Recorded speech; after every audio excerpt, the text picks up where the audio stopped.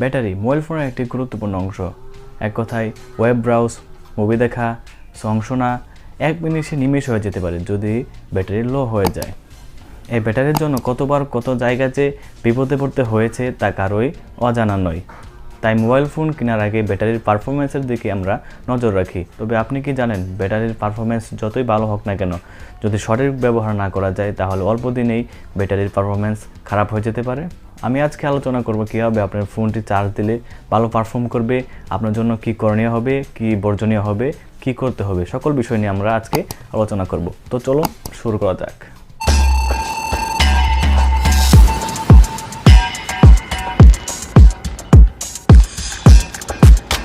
আপনি যত ভালো ব্র্যান্ডের ফোন ইউজ করে থাকেন না কেন, যদি প্রপার ওয়েতে চার্জ না করতে পারেন তাহলে দেখবেন 6 মাস থেকে 1 বছরের ভিতরে আপনার ফোনের ব্যাটারিটি ড্যামেজ হয়ে যাচ্ছে।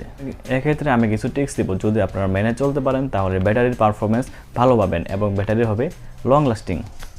ফোন চার্জ হওয়ার পর ফোন থেকে অবশ্যই চার্জার ডিসকানেক্ট করে ফেলুন, কারণ আমাদের বেশিরভাগ ফোনই ওভার চার্জ প্রোটেক্টর নয়।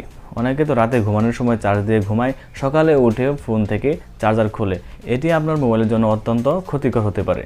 সব সময় আপনার ফোনে চার্জ রাখবেন 20% থেকে 80%-এর মধ্যে, কারণ এখনকার বেশিরভাগ ফোনে ইউজ করা হয় লিথিয়াম পলি এবং লিথিয়াম আয়রন ব্যাটারি। এই ব্যাটারি কিন্তু নির্দিষ্ট সময় পর্যন্ত রিসাইকেল হতে পারে। ধরুন কোনো ফোনে 500 বার, কোনো ফোনে 600 বার। এই সংখ্যাগুলো শেষ হওয়ার পর থেকে মোবাইলের ব্যাটারির পারফরমেন্স খারাপ হয়ে যেতে থাকে। এই সংখ্যাগুলো শেষ হওয়ার পর থেকে মোবাইলগুলো দুর্বল হয়ে যেতে থাকে।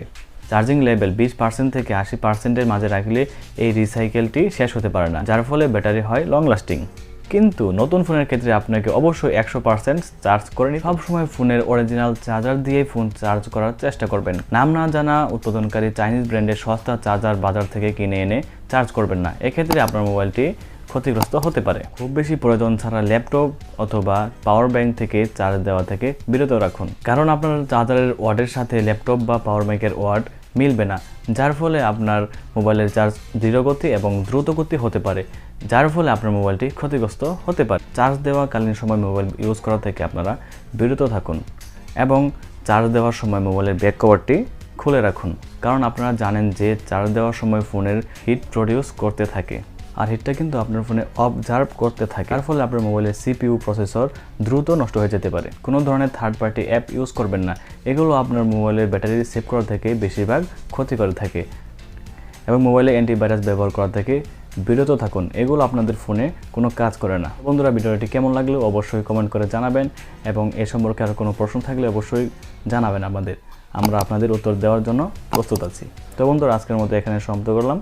দেখা হবে আবার পরবর্তী কোনো ভিডিওতে। সবাই ভালো থাকবেন।